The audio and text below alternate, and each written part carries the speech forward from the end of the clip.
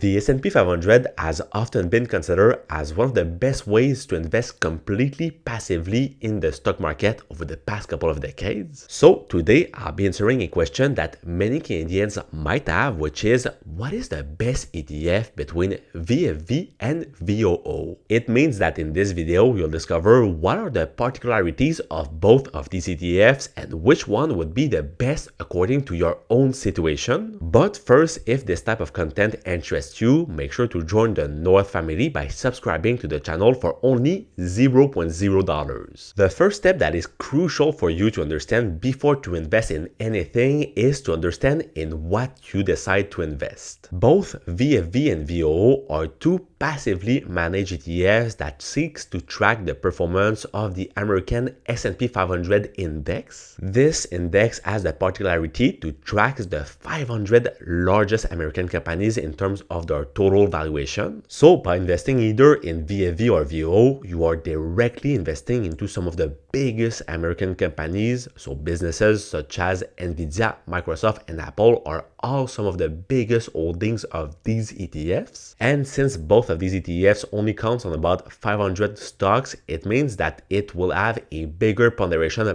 per stock compared to another big ETF such as XEQT that holds over 8,000 stocks. This also means that the bigger the valuation of a certain company, the bigger its impact will be obviously on the fluctuation of this ETF on the long run. Knowing that, with no surprise, we can find that the biggest sector that is represented in both ETFs is the technology sector that represents in both cases over 33% of the total assets. And then we find other great sectors such as the financials, the communications, and the consumer discretionary. Earlier on, when I was talking about the fact that both of these ETFs are passively managed, it means basically that both of these ETFs are tracking the same index, so the S&P 500. And on its side, the S&P 500 is basically an index that will be rebalanced every single quarter depending on the fluctuation of the companies in it. This means that if, for example, a company during the past quarter has dropped below the 500 place that are amongst all the biggest 500 companies and that it has lost a lot of its value, well, it means that at the end of this quarter, this company will be taken out of the index and, for example, another company could take its place. One of the best investors of all time, Warren Buffett, has often said that investing into an S&P 500 index ETF is the best way for ordinary people to build and increase their net worth in the long run. And from an investor point of view, what both of these ETFs have to offer to you is the fact that they both have some super low management fees. However, the Canadian version of VOO currently has some slightly higher fees compared to it, where it currently offers a management fees of about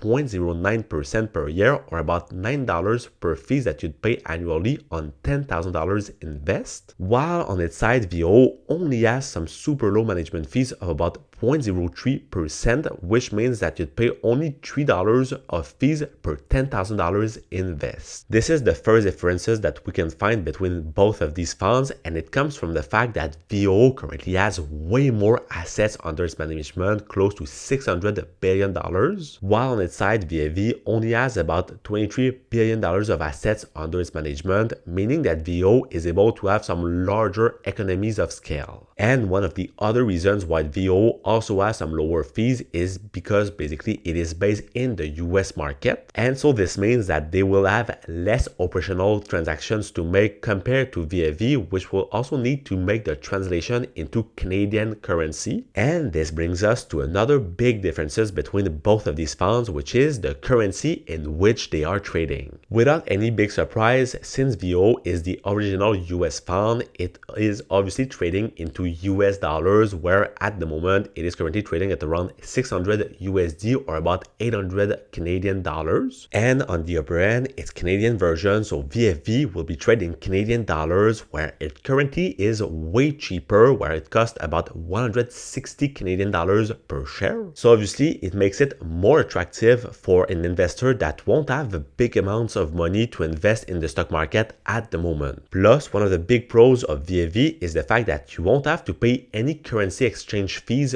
when you decide to buy this ETF because it holds it directly into Canadian dollars. However, you'll need to pay these fees if you decide to buy an ETF such as VOO. From a fiscal point of view, VFV is also way simpler for you when you want, for example, to fill out your taxes statement, because you'll simply have to use your Canadian T3 and T5 statement, where VOO would also require you to report dividends and foreign tax paid. From the capital gain point of view, there are no big differences between both of these ETFs, where in both cases, you'd simply be taxed on 50% of the total gain that you make. But keep in mind that if you take any profit both into your TFSA or into your RRSP, you won't have to pay any taxes on the transaction that you are making. But one of the biggest differences between VFV and VOO is concerning the withholding tax that is applied on all US dividend income. Indeed, it is important to understand that as Canadians, as for most foreigners, when you earn some dividend income coming from the US, it means that you'll be subject to a 15% withholding tax. But the beauty of VOO, if you decide to hold it into your RRSP, is that you won't be subject to this withholding tax if you hold it right into your RSP because of the Canada-US tax treaty. But in any other occasions, if you decide to buy VOO, it is important for you to understand that you'll pay this withholding tax. Either it can be in your TFSA or even into some unregistered accounts. In the case of VFV, however, it is important also for you to understand that you'll be subject to this withholding tax in any type of accounts, including the RRSP. In fact, since VFV basically holds VOO into Canadian dollars, it will make that behind the scenes what will happen when you distribute the dividends is that the cut of 15% will already be taken when you receive the money. And it is also important for you to understand that both of these ETFs will be distributing this income to their shareholders on a quarterly basis. Finally, the last criteria that could be interesting for you to understand when you want to take a decision would be the total return that both of these ETFs have been able to achieve over the past couple of years. And as you can see, in the short term, VOO has been able to outperform VFV over the past year. But when we look at the long run, we can see that VFV has been able to massively outperform the original US ETF. Nevertheless, as you've been able to see in this video, both of these ETFs don't have much differences, but their main objective remains that they seek to track one of the biggest and most important index in the world. As a quick rule of thumb, in my personal opinion, if you want to invest anywhere but in your RRSP, I believe that the best option for you would be VFV because you won't have to pay the currency conversion fees. But in the case that you'd want to invest into your RRSP, I believe that VOO would be the best option for you because you will be able to avoid the 15% withholding tax. But now on your side, if you're looking to find what are the biggest differences between some of the most popular Canadian ETFs, which are VFV, XEQT, and VQT, well, check out the video that's gonna be right over here, and I will see you soon. Peace.